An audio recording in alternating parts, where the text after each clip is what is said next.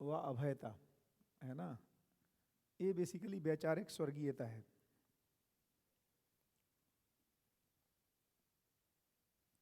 और इसके विपरीत में यदि संग्रहवादी विचार है, द्वेष है ना, इधर संग्रहवादी विचार है, द्वेष है, अविद्या है, सरलता की जगह दिखावा है, अभयता की जगह भय है ना, तो इससे जो युक्त विचार है वो वैचारिक नारकीयता। तो विचार में जो हमारे में वैचारिक नारकीयता का मतलब हमें जो अंदर से जो अच्छा नहीं लगता, तो जब भी द्वेष का भाव आएगा तो अच्छा नहीं लगेगा, है ना। अपने साथ ही बैठे हैं, द्वेष है, दिखावा है, जैसा मैं नहीं हूं वैसा दिखाने के लिए, जो मैं दूसरों को वैसा दिख जाऊं, इसके लिए जो अंदर ही अंदर विचार चलता है, स्नेह की जगह जो द्वेष, दूसरों को नष्ट करने के लिए जो विचार चलता है ना, जो संग्रह का विचार है, माने संग्रह का मतलब है बेसिकली भय, इनसिक्योरिटी, है ना। तो इन सब के जो विचार हैं ये अपने में ही वैचारिक वैचारिक समस्या है ये। और वैचारिक स्वर्गीयता है असंग्रह, स्नेह, विद्या, सरलता, है ना, वो वैचारिक स्वर्गीयता है इस वाले बोर्ड पर। हाँ, ऐसे यदि आप देखेंगे तो व्यवहार में जो स्वर्गीयता है वो स्वनारी, स्वपुरुष और स्वधन एवं दयापूर्ण कार्य व्यवहार। और व्यवहार में अभी भी देखिए जो व्यवहारिक क्लेश है ना, उसके मूल में परधन, परनारी, परपुरुष और पर पीड़ात्मक कार्य व्यवहार है। दूसरों को जो पीड़ा पहुंचाने का प्रोग्राम है, जिसमें सारा अपराध, है ना, या जो पर नारी पर पुरुष, जिसमें सारा एक्स्ट्रा मैरिटल अफेयर्स और बॉयफ्रेंड, गर्लफ्रेंड और ये सारी जो कहानी है। तो परधन, पर नारी, पर पुरुष अभी भी जो व्यवहार में जो बहुत सारा क्लेश है वो इसी वजह से आ रहा है। तो व्यवहारिक सुख के लिए, है ना, स्वनारी, स्वपुरुष, स्वधन एवं दया से संपन्न व्यवहार को अपने को अपनाने की बात है। आएगा वो समझ से ही, यानी वो उसको कोई प्लान पूर्वक नहीं हो पाता है, क्योंकि वो घटना घटती नहीं है वैसे, है ना। तो इस तरह से जो मानवीय नियमों को समझना ही अध्ययन है, और प्रयोग में ला करके प्रमाणित व उपलब्धि सुख समाज, सुख शांति के रूप में है।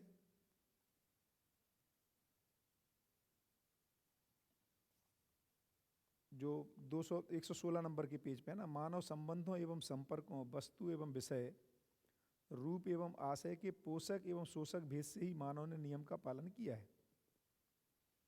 इनमें से मानवीयता के लिए आवश्यकीय तथा अनावश्यकीय नियमों को जान और समझ लेना ही अध्ययन है। तो बेसिकली हम क्या कर रहे हैं, कोशिश जो अपन ने कल चर्चा की थी कि मानवीय नियमों को या मानवीयतापूर्ण आचरण को या मूल्य, चरित्र और नैतिकता को समझना ये अध्ययन का काम है, और उसको फिर अप्लाई, इनमें से आवश्यकी सब वर्गों को सभी स्तरों पर प्रयोग में लाना ही प्रमाण और उपलब्धि है। तो समझना है, लेकिन जो फाइनली उपलब्धि है वो उसको उपयोग में लाना है, माने व्यवहार में उसको व्यवहारित करने से है। और मानव की जो जीने के सोपान हैं वो व्यक्ति, परिवार, समाज, राज्य, राष्ट्र और अंतर्राष्ट्र के रूप में, या दूसरी विधि से उसी को कह रहे हैं व्यक्ति, परिवार, अखंड समाज और सार्वभौम व्यवस्था। तीसरे विधि से लिख रहे हैं कि व्यक्ति, समझदारी, सहज विधि से जिम्मेदारी के रूप में व्यवस्था का सबसे प्रारंभिक स्वरूप है, आरंभिक स्वरूप है वो परिवार है। तो ये सारी की सारी जो परिवार सभा की भी, जब कल सोम भाई भी कह रहे थे, है ना, कि परिवार में सबसे पहली व्यवस्था की कड़ी है परिवार। तो यदि हम परिवार में कुछ सदस्यों के साथ एक सूत्रता को यदि पहचान पाते हैं, तो ये भरोसा बनता है कि समाज में भी एक सूत्रता की पहचान हो पाना संभव है। नहीं तो ये भरोसा नहीं आता कि व्यवस्थाएं सुचारू रूप से चल सकती हैं, क्योंकि व्यवस्था का जो बेसिक स्वरूप है वो परिवार है। परिवार में बच्चे की शिक्षा भी हो रही है, परिवार कुछ उत्पादन भी कर रहा है, परिवार कुछ विनिमय भी कर रहा है दूसरों के साथ, परिवार में न्याय भी हो रहा है, परिवार में स्वास्थ्य संयम भी हो रहा है। तो बेसिकली मिनी व्यवस्था का स्वरूप है परिवार, है ना। सारे घटक जो फाइनली व्यवस्था में होने हैं वो सारे के आंशिक स्वरूप में हम परिवार में देख सकते हैं उसको।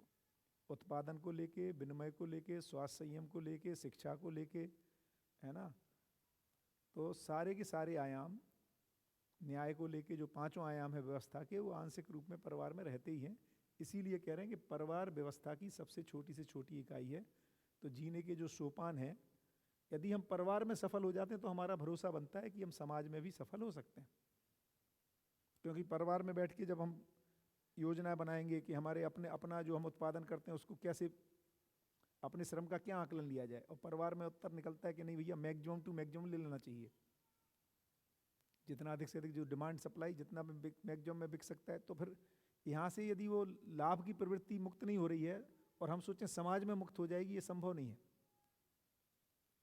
तो सारे के सारे परिवार ही, इसीलिए लिख रहे हैं इसी क्रम में 10 सोपानीय परिवार सभाओं के रूप में पहचान होता है। तो प्रारंभिक स्वरूप परिवार है। तो इसलिए परिवार सभा बहुत इंपॉर्टेंट है ना। चाहे वो रीति रिवाजों को लेके चर्चा हो अपनों के बीच में, है ना, चाहे वो उत्पादन को लेके हो, चाहे हमारे आवश्यकताओं का निर्धारण करना हो, ये सारी की सारी चीजें परिवार में आएंगी। मानव के लिए आवश्यक ये नियम ही न्याय है ना, न्याय ही धर्म और धर्म ही सत्य। सत्य का आधार क्या है? तो व्यापक सत्ता और सहअस्तित्व, और सहअस्तित्व में समझ ही आनंद है, और आनंद ही जागृत जीवन तथा जागृत मानव जीवन ही फिर मानव परंपरा के लिए आवश्यक ये नियम है। यह मानव जीवन का जागृत चक्र है। तो जो बात हो रही थी जागृत चक्र और जीव चक्र, है ना, तो जागृति का चक्र यही है। न्याय करेंगे, न्याय से धर्म, धर्म से सत्य, सत्य सहअस्तित्व उसका आधार, है ना, और जिसके समझ में आने से आनंद, जिससे जागृत जीवन, और फिर जो जागृत हो गया फिर वो परंपरा में, तो फिर से वो परंपरा में आ जाएगा। और जो जागृति क्रम चक्र है वो है जीने की आशा सहित चैतन्य इकाई को जीवन कह रहे हैं। और जीवन जब लक्ष्य युक्त हो जाता है, ये इंपॉर्टेंट है, जब लक्ष्य युक्त जीवन द्वारा लक्ष्य को पाने के प्रयास में जागृति क्रम है।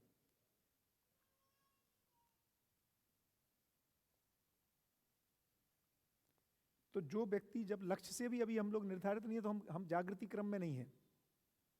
जब मैं लक्ष्य को पहचान लेता हूं कि मेरा लक्ष्य मानव लक्ष्य है, उसके अनुरूप चलता हूं, तब मैं कह रहा हूं कि मैं जागृति क्रम में हूं। अदरवाइज वो जीव क्रम में है।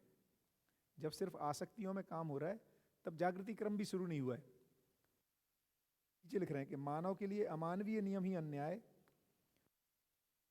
धर्म ही सत्य, है ना, जिसकी वजह से दुख और जीवत्व ही मानव के लिए अनावश्यकीय नियम है, जीव चक्र है जो मानव के लिए कुछ।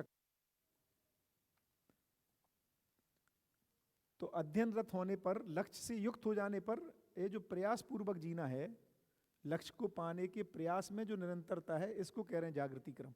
इससे फिर जागृति होती है।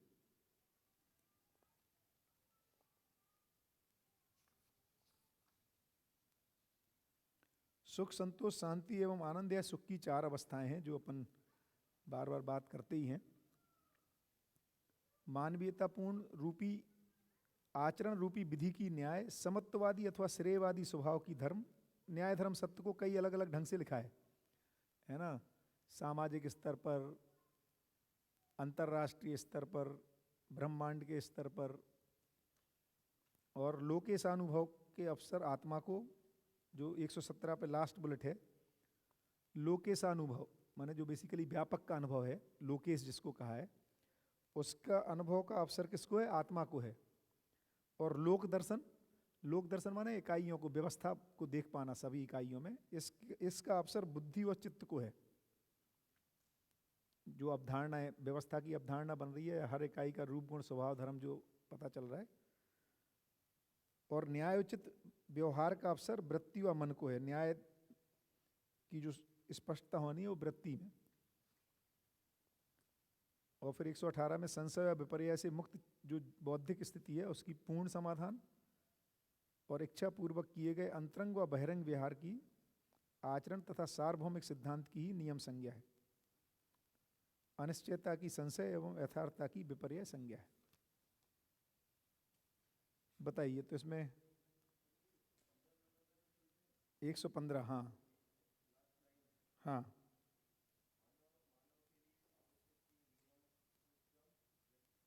व्यतिक्रम, सुख और दुख का,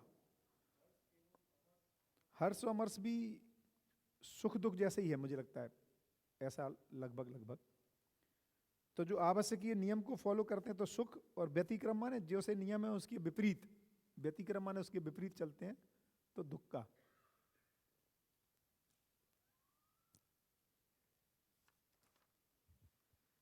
भैया एक ये न्याय ही धर्म है।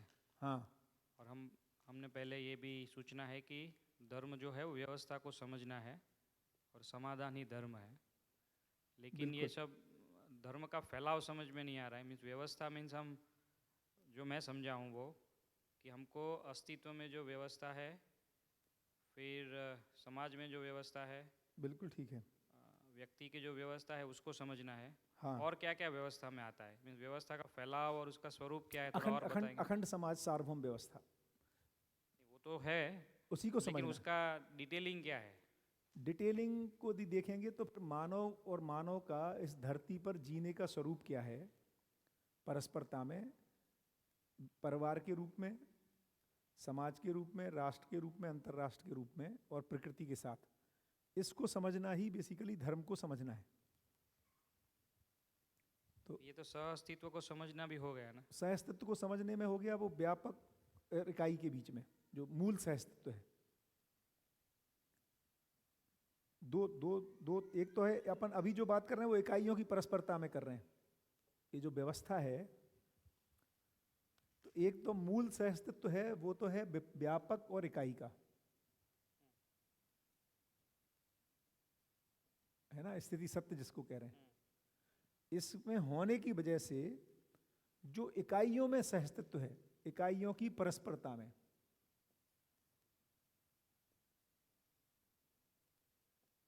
जो आपने कहा इकाइयों की परस्परता में माने मानव मानव की परस्परता में, मानव के प्रकृति के साथ, और प्रकृति में जो अपन बात करते हैं पदार्थ अवस्था प्राण अवस्था के साथ किस तरह से व्यवस्थित है, प्राण अवस्था जीव अवस्था के साथ है, तो पदार्थ अवस्था में नियम के रूप में, प्राण अवस्था में है ना नियंत्रण के रूप में, जीव अवस्था में संतुलन के रूप में, ये जो समझ रहे हैं इकाइयों इकाइयों की परस्परता में, उसके रूट में व्यापक और सत्य के बिना धर्म समझ में नहीं आएगा, है ना। वो तो वो रूट में बना ही हुआ है, क्योंकि टुकड़े टुकड़े करके नहीं है सहअस्तित्व, माने पूरी कोई भी एक चीज को देखेंगे तो समग्रता में ही दिखेगी वो। तो रूट में ये वाला मूल सहअस्तित्व है या सत्य है, इकाइयों की परस्परता में जो पूरकता उपयोगिता बनी हुई है, ये व्यवस्था का जो स्वरूप है ना। तो इसको कह रहे हैं धर्म, और जो फिर मानव मानव की परस्परता में उसका एक अंश को जब देख रहे हैं तो उसको कह रहे हैं न्याय।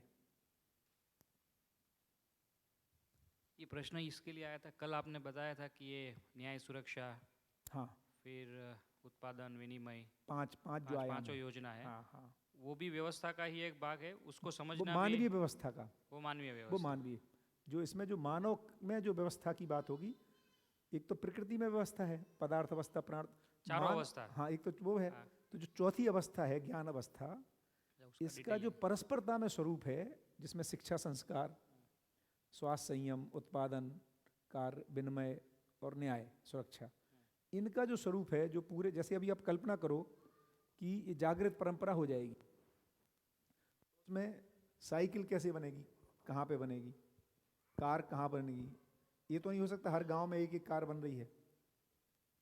तो उत्पादन का बड़े बड़े उत्पादन उद्योग होंगे कि नहीं होंगे, एरोप्लेन बनेगा कि नहीं बनेगा, कंप्यूटर तो गांव में नहीं बनेगा, हो सकता है एक शहर में भी नहीं बनेगा। तो फिर इनको जब अपन डिटेलिंग करेंगे तो पता चलेगा कि कुछ चीजें हैं उत्पादन में ही, केवल यदि उत्पादन को ही देखेंगे तो कुछ उत्पादन है जो गांव की सीमा में हो जाता है, या 100 परिवारों की सीमा में हो रहा है, या एक परिवार की सीमा में हो रहा है, फिर कुछ 10 परिवार की सीमा में हो रहा है, जिसको कुटीर उद्योग कह रहे हैं, है ना, फिर ग्राम उद्योग कह रहे हैं, फिर लघु उद्योग कह रहे हैं, फिर बृहद उद्योग कह रहे हैं, है ना। तो ऐसे यदि आप किसी भी एक, जैसे शिक्षा ही देखो, पीएचडी तो गांव में नहीं होगी, है ना, माने एक गांव में पीएचडी होने को तो वो किसी गांव में ही होगा यूनिवर्सिटी, जब फाइनली उसकी लोकेशन होगी। वो तो आज भी नहीं हो रहा है, वो तो आज भी नहीं हो रहा है। हाँ, नहीं हो ही नहीं सकता ना, कभी भी नहीं होगा। तो शिक्षा के क्षेत्र में भी देखोगे, या स्किल सिखाने के क्षेत्र में ही देखोगे, तो स्किल डॉक्टर तो गांव में नहीं बनेगा, इंजीनियर तो गांव में नहीं बन पाएगा, है ना। एक अच्छा मैसन भी गांव में नहीं बन पाएगा, या बन सकता है, वो देखना पड़ेगा। तो इसलिए स्किल के क्षेत्र में भी इसीलिए तो जुड़ाव है ना, नहीं तो हमें क्यों जरूरत है। यदि हम सब कुछ एक गांव में कर लें मान लो, तो हमें दूसरे गांव वाले से क्या लेना देना। यदि सब कुछ हम भारत में ही कर लें तो हमें दूसरे से अमेरिका की क्या जरूरत पड़ेगी, या पाकिस्तान के साथ क्यों संबंध बनाना है। तो अखंड समाज के रूप में ही आप ठीक से जी सकते हो, ऐसा ताना बाना बना हुआ है। हाँ जी, चारों अवस्थाओं का अखंड समाज सार्वभौम व्यवस्था के लिए का जो अध्ययन होना है वो धर्म है। हाँ, अच्छा, उस जो 5 चीजें बताई, इसको मिटा दूं क्या, ये तो हो गया था। क्लेश बड़ी मुक्ति हो गई है, है क्लेश मुक्ति हो गई है। क्लेश मुक्ति किसका।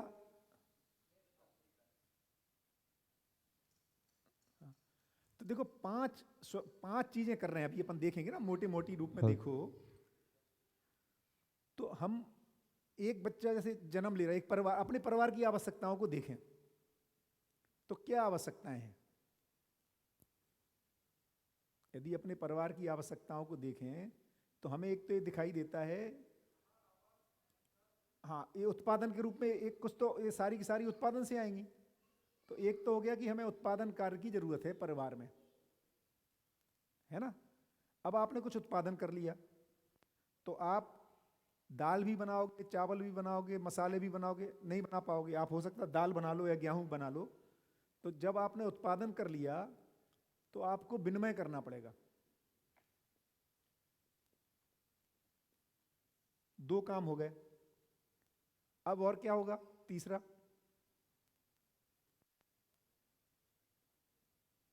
और क्या काम होता है परिवार में। तो परिवार में आपस में न्याय होना है, और क्या होगा,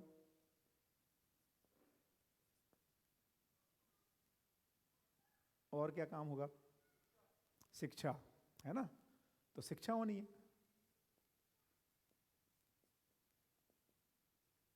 और क्या काम होगा,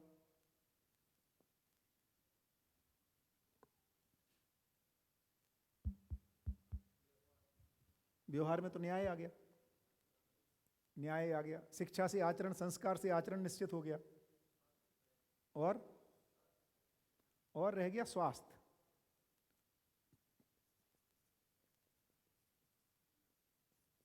तो देखो, स्वास्थ्य को मेंटेन करने के लिए संयम जरूरी है, बिना संयम के स्वास्थ्य नहीं हो सकता। अभी हमें लगता है स्वास्थ्य माने जब हम बीमार हो जाएं तब डॉक्टर हमारे स्वास्थ्य का ध्यान रखेगा। जब स्वस्थ है तो कुछ नहीं करना है। तो स्वस्थता को बनाए रखने के लिए संयम के बिना स्वास्थ्य मेंटेन नहीं होगा, है ना। तो ये 5 ही चीजें हो रही हैं। इसी को परिवार से अब बड़े क्षेत्र में, गांव में चले जाओ, 100 परिवारों के बीच में भी इतना ही है, अंतरराष्ट्रीय लेवल पे भी इतना ही काम हो रहा है, और कोई काम नहीं हो रहा है इसके अलावा। तो अब इन कामों का, इसकी जो व्यवस्था का स्वरूप है कि ये सारे के सारे काम कैसे हो सकें जिससे कि मानव लक्ष्य सफल हो जाए। क्या मानव लक्ष्य सफल हो जाए, कि हर व्यक्ति समाधानित हो जाए। इसके लिए शिक्षा लगेगी, है ना। और हर परिवार समृद्ध हो जाए। तो ये व्यक्ति के लेवल पे, ये परिवार के लेवल पे। तो परिवार को समृद्धि के लिए क्या करना पड़ेगा, पर हर परिवार को किसी ना किसी उत्पादन कार्य में लगना पड़ेगा, है ना। और साथ ही साथ विनिमय भी करेगा परिवार। तो न्याय जो अगला है, अभय। समाज में अभयता हो जाए। अभयता का मतलब है समाज में विश्वास पूर्वक हम जी सकें। तो समाज में यदि विश्वास पूर्वक जीना होगा तो हमें परस्परता में अभय, जो विनिमय को भी पहचानना पड़ेगा, और समाज में न्याय को भी, परिवारों के बीच में भी न्याय को पहचानना पड़ेगा। और अब इनसे अभयता चाहिए तो उसको स्वास्थ्य संयम को भी पहचानना पड़ेगा। ऐसे तो सभी के सब में पहचानने में आएंगे, और प्रकृति में सहअस्तित्व हो जाए,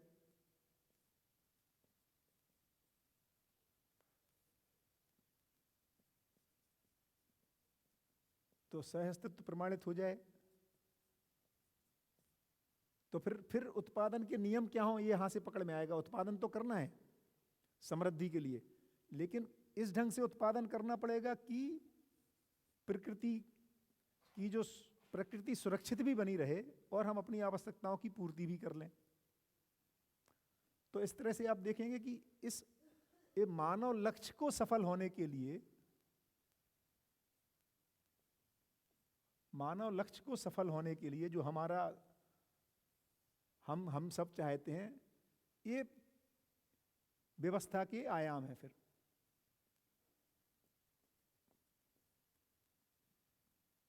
तो इस तरह से उसकी डिटेलिंग अपन आएगी जब अपन अगले नेक्स्ट टू नेक्स्ट सत्र में जब वो पढ़ेंगे, आवर्तनशील अर्थशास्त्र है ना, या भौतिकवाद है ना, तो उसमें ये सब डिटेलिंग आएंगे, समाधानात्मक भौतिकवाद। हाँ, परिवार में समृद्धि, हाँ ये सब जैसे ही, क्योंकि परिवार में व्यक्ति इंक्लूडेड है, चूंकि परिवार इंक्लूडेड है इसलिए।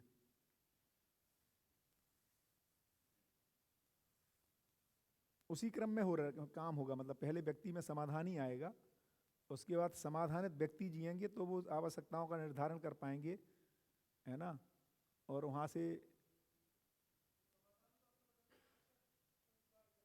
हाँ, मतलब 1 to 1 नहीं है एक्चुअली, जैसे देखेंगे हाँ मोटे रूप में समाधान तो शिक्षा संस्कार से ही आएगा, ठीक है। और समृद्धि परिवार में आ गई, उत्पादन कार्य से भी और विनिमय भी करना पड़ेगा, विनिमय कोष से भी। हाँ, फिर आपने न्याय सुरक्षा का भी डाल दिया उसमें। न्याय सुरक्षा अभयता के लिए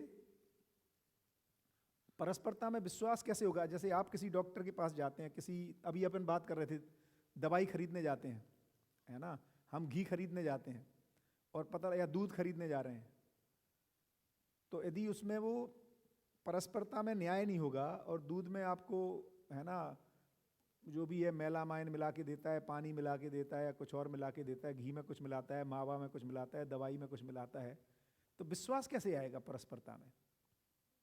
यदि अच्छा वो क्यों मिलाना पड़ रहा है उसको क्योंकि लाभ प्रवृत्ति से काम कर रहा है वो, तो हम क्या हो गया, परस्परता में अविश्वास हो गया हमें। तो एक और मजेदार चीज है, एक इसमें ठीक लगेगा, देखिए अभयता जो है समाज के लेवल पे घटित होता है। सिक्योरिटी जो है, आप कब सिक्योर फील करेंगे, जब समाज में परस्पर न्याय हो रहा है और हर व्यक्ति को उसके जो भी वो श्रम करता है उसका श्रम मूल्य मिल रहा है ना, उसकी उपयोगिता का ठीक ठीक आकलन हो रहा है उसके श्रम का। अभी क्या गलती हो रही, हम अभयता, एक और सिद्धांत है, जो जिस लेवल पे होना है उसी लेवल पे होगा वो, तो अभयता समाज के लेवल पर ही आएगी। अभी हम क्या कर रहे हैं, हम परिवार के लेवल पे हम सिक्योर होना चाहते हैं। कैसे सिक्योर होना चाहते हैं, मेडिक्लेम पॉलिसी लेके और लाइफ इंश्योरेंस लेके, इससे सिक्योरिटी आ ही नहीं सकती, क्योंकि ये समाज के लेवल पे घटित होने वाली बात है। परिवारगत मेडिक्लेम लेने से सिक्योरिटी नहीं आएगी।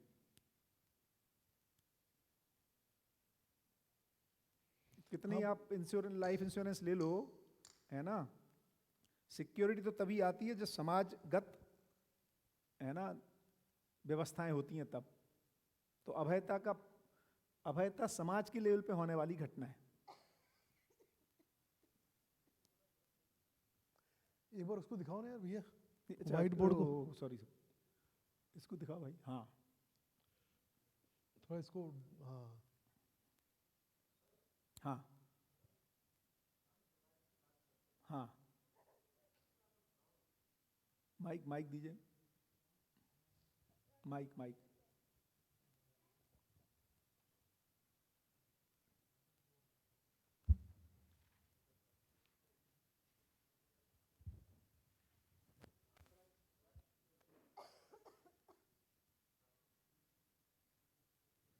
की जो कल्पना है, हाँ, उसमें सर जो मैं समझा हूँ बेसिक तत्व है कि गांव की निर्भरता जो है वो गांव में ही पूरी की जाए। हो ही नहीं सकती कभी।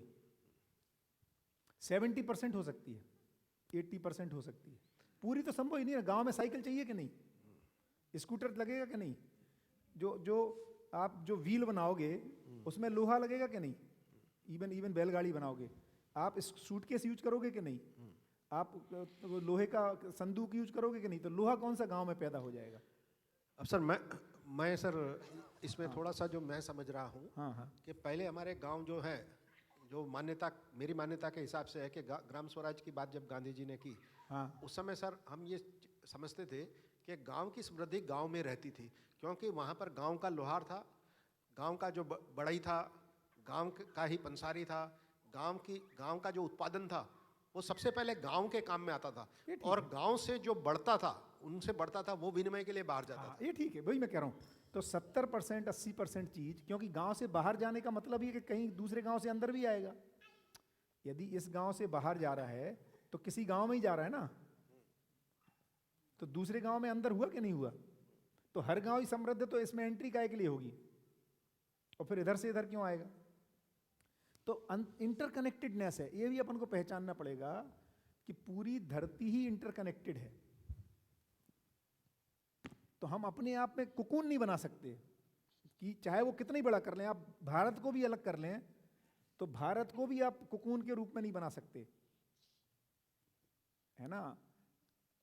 और भी बहुत सारे रीजन है उसके, माने इसका मतलब नहीं कि वस्तु का ही आदान प्रदान होना है, जो मानसिकता का भी आदान प्रदान होना है, जो रिसर्च का आदान प्रदान होना है, और जो मानसिकता का प्रधान रूप में शिक्षा का, संस्कार का।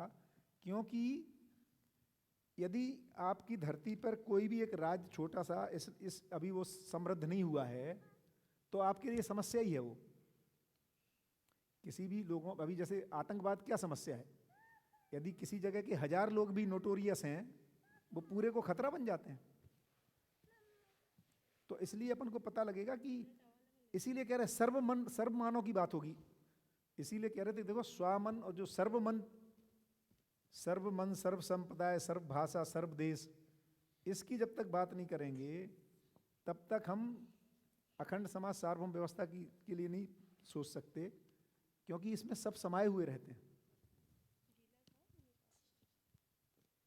शुरुआत होगी एक व्यक्ति से, शुरुआती तो ठीक है, भले ही वो एक व्यक्ति हो, एक परिवार हो, 10 परिवार हो, 100, शुरुआत ऐसे ही होगी, लेकिन वो एक व्यक्ति की भी मानसिकता में सर्व समाया रहेगा, एक परिवार की मानसिकता में सर्व समाया रहेगा, नहीं तो उससे पहले समाधान ही नहीं हुआ। यदि जो कल बात कर रही थी अंजू बहन की, यदि एक भी हमारा किसी से विरोध है, इसका मतलब हम सर्व उसमें नहीं देख पा रहे चीजों को, तो एक जाति को छोड़ देना, एक देश को छोड़ देना बनेगा ही नहीं। इंटरलिंकेज, अब तो बहुत क्लियर इंटरलिंकेजेस दिख रहे हैं। तो ये जरूर है कि अधिकतर जो सीमा में, जैसे आहार लगभग को पूरा ही हो जाएगा गांव में, लगभग, है ना। आवास का पूरा काम नहीं हो पाएगा गांव में, बहुत सारा हो जाएगा, क्योंकि लोकल चीज़ों से बना सकते हैं अपन चीज़ें, है ना। अलंकार का भी हो सकता है, लेकिन दूरदर्शन गांव में नहीं होगा पूरा, दूर श्रवण नहीं होगा, है ना। तो इस तरह से बहुत सारी, ऐसा है नहीं कि इनकी ज़रूरत नहीं है, इनकी ज़रूरत रहेगी। हाँ जी, तो ये कहाँ से आया था अपना, हाँ, 10 सोपानी व्यवस्था के स्वरूप से, परिवार बेसिक्स व्यवस्था का स्वरूप है, इसलिए 10 सोपान की बात हो रही है। माने अंतर्राष्ट्र तक जुड़ना पड़ेगा अपने को, हम एक दूसरे से बहुत क्लोजली। अभी देखो हमें ऐसे लगता है बल्ब हम किसका यूज कर रहे हैं, बल्ब की टेक्नोलॉजी किसकी है, एडिसन ने निकाला, न्यूटन का ग्रेविटेशन। हम ऐसा थोड़ी कह सकते हैं हम तो इंडियन है जी, हम न्यूटन ने कुछ सिद्धांत बताया उसका उपयोग नहीं करेंगे, और सिद्धांत है उसी को उपयोग करेंगे। सिद्धांत गांव का होता नहीं है, शहर का होता नहीं है। तो इस तरह से हम इंटर कनेक्टेड ही हैं, है ना। इसलिए इससे अपन को, इसलिए उदारता लानी ही पड़ेगी अपने उसमें, सबको इंक्लूड करना पड़ेगा।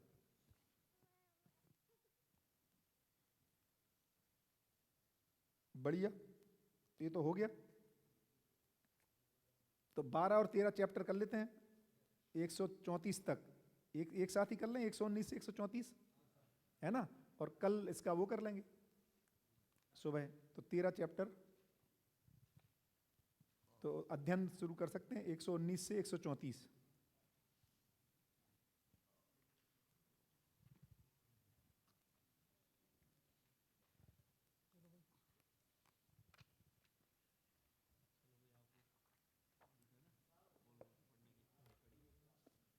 चैप्टर 12। वो प्रक्रिया मुझे काफ़ी पसंद आई है एंड आप सभी पूरे ग्रुप का धन्यवाद करती हूँ कि आप लोगों की वजह से ये सहअस्तित्व वाला पठन अपना हुआ है और एक परिवार की तरह हम सब हो गए हैं और इसी तरह हम लोग आगे बढ़ते रहेंगे। धन्यवाद।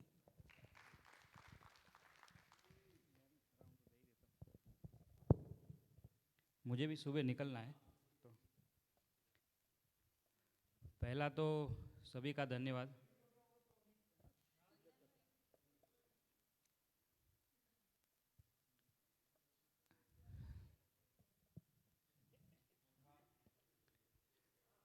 मैं तो 2 दिन के लिए ही जुड़ पाया था, लेकिन एक एक दिन आना भी सफल ऐसा लगता है। मीन्स आप 5 दिन नहीं, लेकिन एक दिन भी टाइम निकाल के आ जाओ तो वो मे भी 2-3-4 महीने का पूंजी जमा हो जाता है, और जो आप मे भी 2-3 महीने में नहीं करते वो 1 दिन 2 दिन में हो जाता है, ऐसा लगता है मुझे तो। और क्योंकि मैं अकेले में करता हूँ तो ज़्यादा दिक्कत होती है। तो दूसरा मैंने ये भी देखा कि जब हम लोगों के साथ शेयर करते हैं अपना व्यूज़, और वो जो हमको समझाते हैं या क्लैरिटी लेती है, उससे ज़्यादा अध्ययन होता है। स्वयं से तो मदद है ही, लेकिन जो परस्पर, तो मुझे ऐसा लगता है यहाँ पर ज़्यादा डिस्कशन होती है, उससे ज़्यादा फ़ायदा हो रहा है। तो वो भी एक पूरक रहता है और काफ़ी क्लैरिटी, जो भी डॉट्स जो जुड़ नहीं पाते हैं वो इस चर्चाओं में अगर अच्छी तरह से चर्चा हुई तो वो मुझे काफ़ी फ़ायदा रहा है। तो ये एक काफ़ी अच्छी उपलब्धि है, और आपने जो समझाया है और भैया ने जो समझाया है उससे तो मदद मिलती है, तो उसके लिए सभी का धन्यवाद। तो ये जर्नी आगे कंटिन्यू रहेगी ऐसी आशा है। धन्यवाद। शायद जल्दी निकलने वाला हूँ, इसीलिए अपनी बात बता दूँ। तो अध्ययन बिंदु शिविर के बाद एक शिविर मेरा नहीं हो पाया और सीधा इस शिविर में आया, तो पहले 1-2 दिन शब्दों को पकड़ने में काफ़ी कुछ दिक्कत हुई, लेकिन फिर बाद में अब शब्दों की भी पकड़ आने लगी है। और घर पे जब पढ़ा था 1-2 महीने पहले तो लगा था कि ये बुक घर पे तो नहीं पढ़ सकते, लेकिन अभी ये विश्वास हो गया है कि ये बुक घर पे पढ़ सकते हैं। तो अहमदाबाद में बाकी भी जो दोस्त होंगे जहाँ पे रुकेंगे, जैसे यहाँ पे अजय भैया कुछ समझाते हैं, तो वहाँ पे दूसरों का भी सहयोग लेकर आगे बढ़ेंगे। और आगे के जो भी अध्ययन शिविर होंगे उसमें पूरा प्रयास रहेगा कि मैं जुड़ पाऊँ। सबसे ज़्यादा एक अनुभूति ये रही कि हम बोलते हैं कि सोम भैया बोलते हैं ना, लाल दवाई निरंतर डोज, तो उसका एक एक्सपीरियंस बीच में हो गया। एक पूरा एक दिन ऐसा रहा कि कुछ होने से मेरा ये सेशन कंटिन्यू नहीं होने पाया। ऑफिस से कुछ कॉल आया तो ये डिस्टर्ब हो जाता था, तो मैं कंटिन्यूटी नहीं कर पाया। तो 4-5 दिन, पहले 5 दिन तो बहुत बढ़िया रहे, क्योंकि वही एक स्पेस में और वही एक क्रम में सब कुछ मैं देख पाता था। लेकिन जैसे यहाँ से डिसकंटिन्यूटी हुई और 24 घंटे कुछ ऐसे रहे कि मैं यहाँ पे बैठा हूँ फिर भी जुड़ नहीं पा रहा था, तो एक बार ऐसे ही रात को बैठे बैठे अंदर से मनोमंथन कर रहा था कि कुछ डिस्टर्बेंस जैसा लग रहा है, कुछ अनकंफर्टेबल फील हो रहा है।